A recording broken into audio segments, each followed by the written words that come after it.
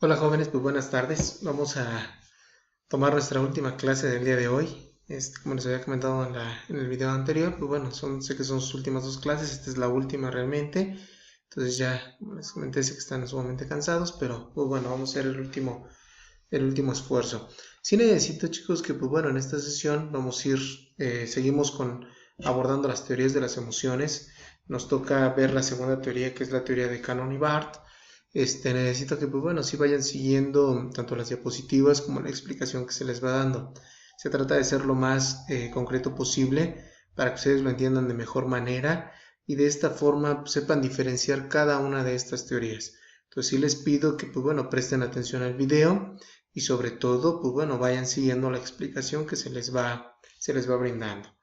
Pues bueno, como les comenté, esta es la segunda teoría que vamos a ver, es la teoría de Cannon y Barr.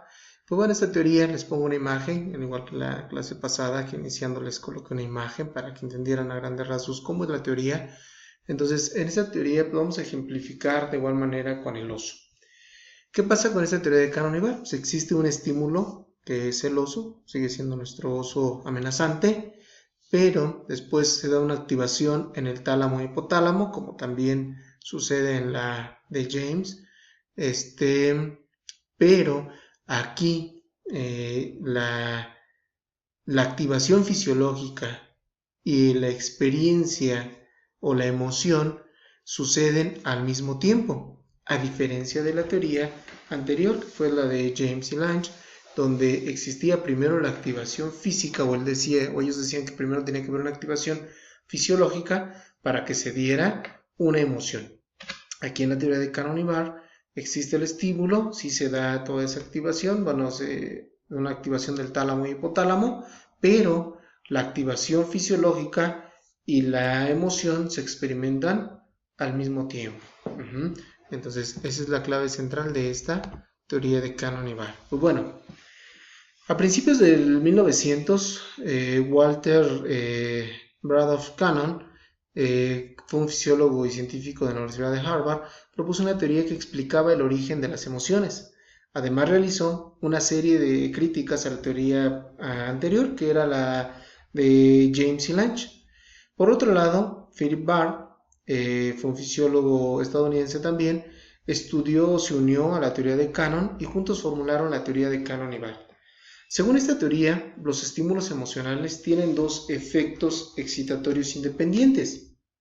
Provocan tanto el sentimiento de la emoción o provocan la emoción en el cerebro como la expresión de la emoción en los sistemas nerviosos autónomos y somáticos. Es decir, tanto la emoción como la reacción fisiológica ante este estímulo se dan de manera simultánea, como la imagen que les presenté al inicio.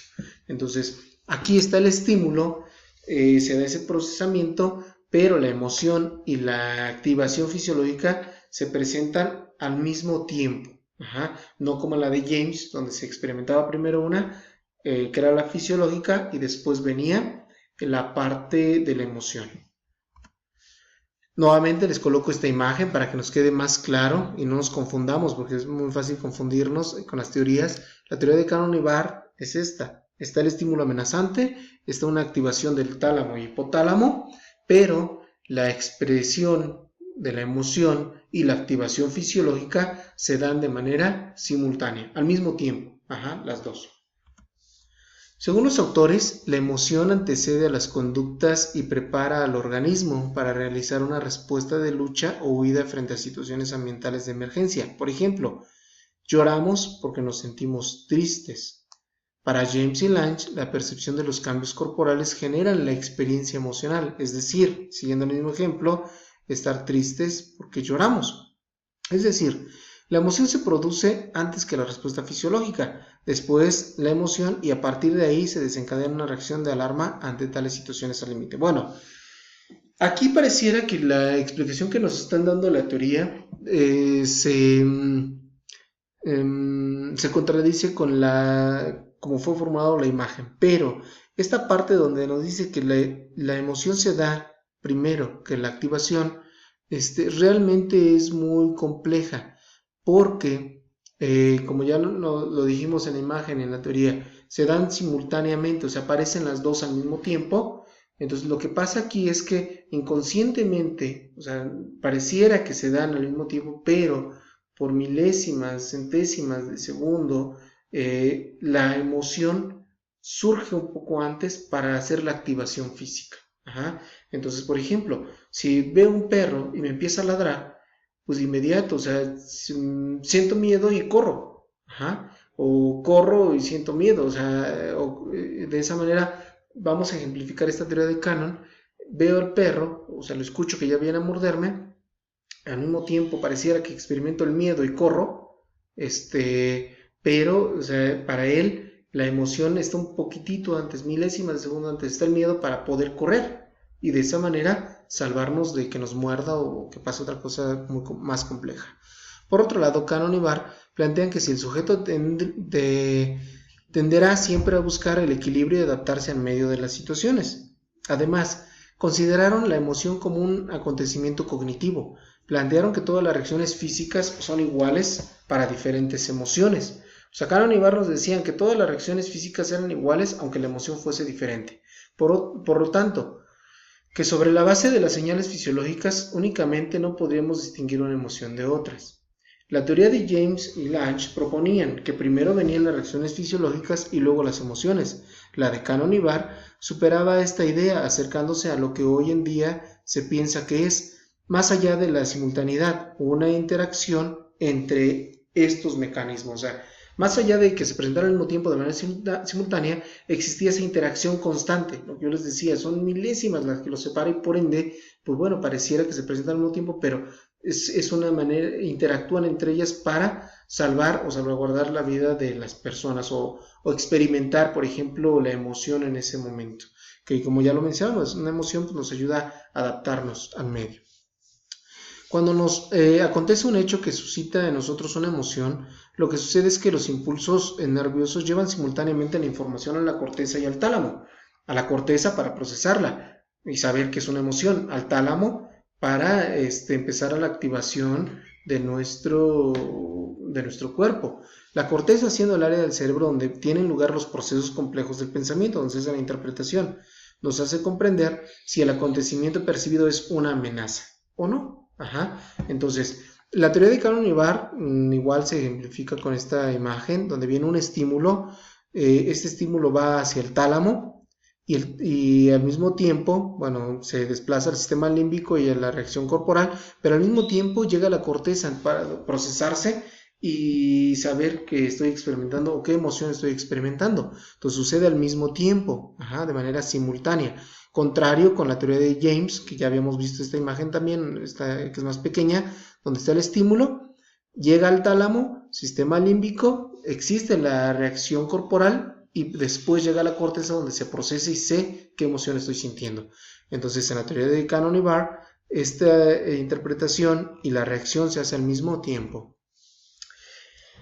Así, de esta manera, si una vez procesada sabemos qué emoción estoy experimentando, si con la información que reciben nuestros órganos sensoriales se descubre que el acontecimiento no es amenazante, ambas áreas del cerebro se calman. ¿Qué quiere decir? Siguiendo el ejemplo del perro, a lo mejor, si escucho algo y de inmediato me sale un perro que quiere morderme, pues bueno, el miedo y la huida se interactúan, se presentan al mismo tiempo. Por ende, si sale un conejo, pues bueno, mi cuerpo se calmará y seguiré de manera normal. Si por el contrario se confirma la amenaza, la reacción emocional habrá tenido una utilidad de haber puesto nuestro organismo en disposición de luchar o huir. Ajá. Caso contrario de acá, o sea, sentí temor, pero vi que es un conejo, entonces ya mi cuerpo se calma. En dado contrario que es un perro, siento el temor, entonces mi organismo se activa y de inmediato viene la huida. Críticas de Cannon y Barr a James y Lange. La teoría de Cannon y Barr hace una serie de críticas a la teoría de James y Lange. Estas son las siguientes. Los cambios corporales no son imprescindibles para percibir la emoción. ¿Qué quiere decir? Que James decía que para poder sentir la emoción o para poderla procesar o saber que es una emoción, primero tenía que haber una activación física o una activación fisiológica. Para Cannon y Barr, no, el aspecto fisiológico es imprescindible, o sea, puede presentarse o no. No existen patrones específicos de emociones. Según Cannon y Barr, en realidad lo que ocurre es que determinados cambios corporales son similares para diferentes emociones. O sea, ellos consideraban que los cambios fisiológicos podrían presentarse de igual manera aunque la emoción fuese diferente.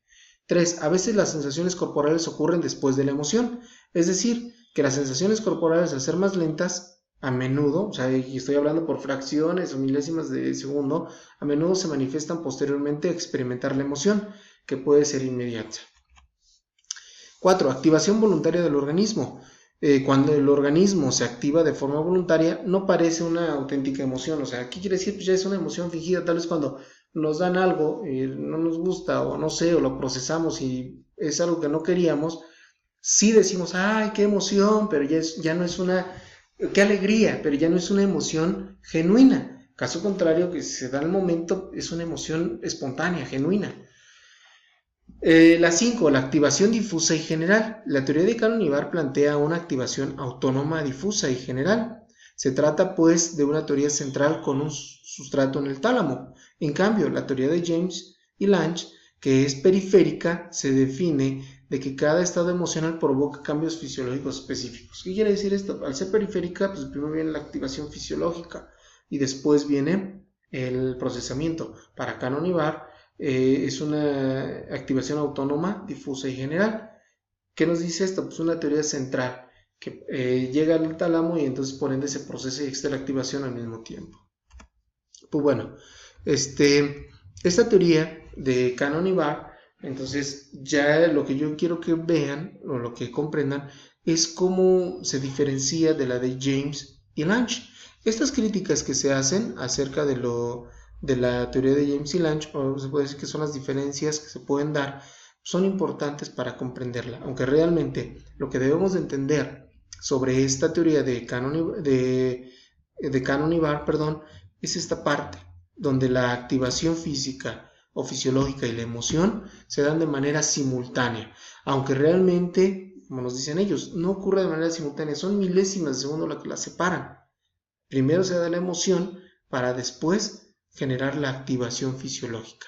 Pero, se le repito, no es como por ejemplo ahorita, bueno, me sale un perro, tengo miedo, pero me quedo parado. Bueno, sí se puede presentar cuando existe una parálisis o el mismo miedo me provoca esa situación de no huir, pero es realmente muy, muy compleja. Realmente cuando pasa algo, yo les había comentado ya antes, de inmediato lo que tendemos es a huir, a correr, a escapar. Entonces, si fuese este proceso, se presentase primero la emoción y después la activación, pero si se diera un lapso grande, 1 minuto o 30 segundos, pues me quedaría yo un rato parado y hasta después empezaría a correr. Entonces, lo que ocurre es siento miedo y de inmediato corro. Pero, o sea, ellos comentaban que a pesar de que pareciera que es de manera simultánea, sí se da un poquitito antes la parte de la emoción para la activación fisiológica. Y de esa manera sabemos si es amenazante o no. Entonces, con esto quiero que nos quede claro cómo es este proceso, cómo es esta teoría de Cannon-Ibar. Estímulo, la activación del tálamo y hipotálamo y la experiencia o la emoción junto con la activación fisiológica. Entonces, de esa manera es esta teoría. Entonces, ¿qué pasa? ¿Qué necesito que hagan de esta teoría? Pues bueno, que elaboren un cuadro sinóptico de la teoría de Cannon-Ibar, colocando al final también la imagen de esta teoría. Al colocar las imágenes como se las pedí en la clase anterior, lo que quiero es que vayan identificando bien cuál es la diferencia entre cada una de las teorías. Con la imagen nos puede quedar muy claro.